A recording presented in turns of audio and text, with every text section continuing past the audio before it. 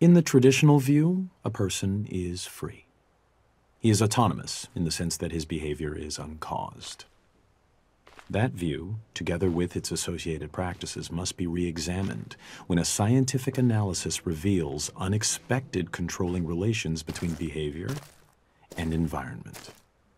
By questioning the control exercised by autonomous man and demonstrating the control exercised by the environment, a science of behavior also seems to question dignity or worth. A person is responsible for his behavior, not only in the sense that he may be justly blamed or punished when he behaves badly, but also in the sense that he is to be given credit and admired for his achievements. A scientific analysis shifts the credit as well as the blame to the environment, and traditional practices can then no longer be justified. These are sweeping changes, and those who are committed to traditional theories and practices naturally resist them. As the emphasis shifts to the environment, the individual seems to be exposed to a new kind of danger. Who is to construct the controlling environment, and to what end? Autonomous man presumably controls himself in accordance with a built-in set of values. He works for what he finds good. But what will the putative controller find good? And will it be good for those he controls? Answers to questions of this sort are said, of course, to call for value judgments. B.F. Skinner, 1971.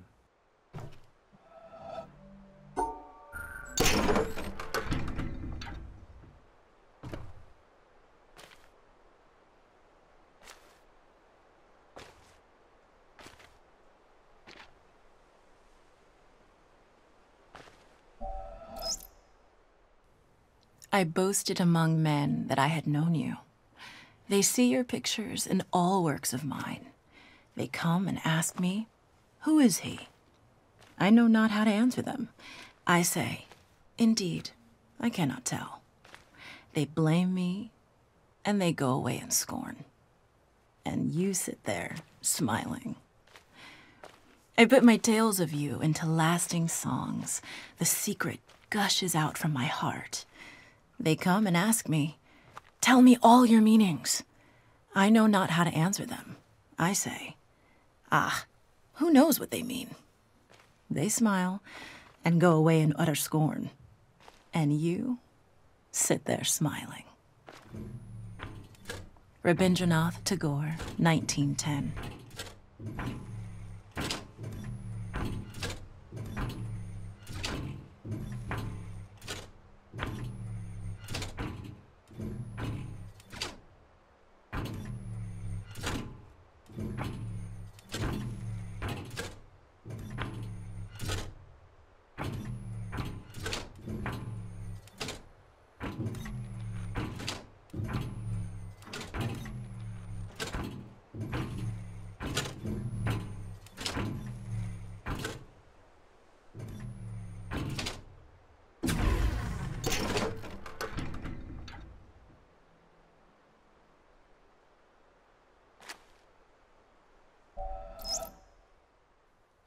Our hangnails are incredibly real to us, whereas to most of us, the English village of Netherwallop and the high Himalayan country of Bhutan, not to mention the slowly swirling spiral galaxy in Andromeda, are considerably less real. Even though our intellectual selves might wish to insist that since the latter are much bigger and longer lasting than our hangnails, they ought therefore to be far realer to us than our hangnails are. We can say this to ourselves till we're blue in the face, but few of us act as if we really believed it. A slight slippage of subterranean stone that obliterates 20,000 people in some far-off land. The ceaseless plundering of virgin jungles in the Amazon basin, a swarm of helpless stars being swallowed up one after another by a ravenous black hole. Even an ongoing collision between two huge galaxies, each of which contains 100 billion stars. Such colossal events are so abstract to someone like me that they can't even touch the sense of urgency and importance, and thus the reality, of some measly little hangnail on my left hand's pinky. We are all egocentric, and what is realist to each of us in the end is ourself. The realest things of all are my knee, my nose, my anger, my hunger, my toothache, my sideache, my sadness, my joy, my love for math, my abstraction ceiling, and so forth. What all these things have in common, what binds them together, is the concept of my, which comes out of the concept of I or me, and therefore, although it is less concrete than a nose or even a toothache, this I thing is what ultimately seems to each of us to constitute the most solid rock of undeniability of all. Could it possibly be an illusion? Or if not a total illusion, could it possibly be less real and less solid than we think it is? Could an I be more like an elusive, receding, shimmering rainbow than like a tangible, heftable, transportable pot of gold? Douglas Hofstadter, 2007. If a man, holding a belief which he was taught in childhood or persuaded of afterwards, keeps down and pushes away any doubts which arise about it in his mind, purposely avoids the reading of books and the company of men that call into question or discuss it, and regards as impious those questions which cannot easily be asked without disturbing it, the life of that man is one long sin against mankind. But, says one, I am a busy man. I have no time for the long course of study which would be necessary to make me in any degree a competent judge of certain questions, or even able to understand the nature of the arguments. Then he should have no time to believe.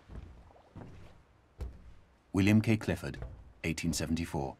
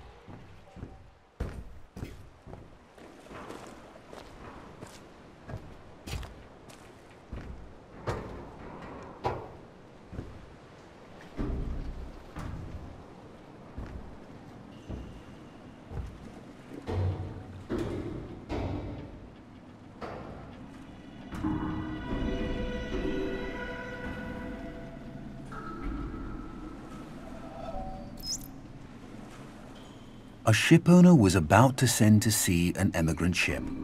He knew that she was old, and not well built at the first, that she had seen many seas and climes, and often had needed repairs. Doubts had been suggested to him that possibly she was not seaworthy. These doubts preyed upon his mind and made him unhappy. He thought that perhaps he ought to have her thoroughly overhauled and refitted, even though this should put him at great expense. Before the ship sailed, however, he succeeded in overcoming these melancholy reflections. He said to himself that she had gone safely through so many voyages and weathered so many storms that it was idle to suppose she would not come safely home from this trip also. He would put his trust in Providence, which could hardly fail to protect all these unhappy families that were leaving their fatherland to seek for better times elsewhere. He would dismiss from his mind all ungenerous suspicions about the honesty of builders and contractors. In such ways, he acquired a sincere and comfortable conviction that his vessel was thoroughly safe and seaworthy. He watched her departure with a light heart, and benevolent wishes for the success of the exiles in their strange new home that was to be. And he got his insurance money when she went down in mid-ocean and told no tales. What shall we say of him? Surely this, that he was verily guilty of the death of those families.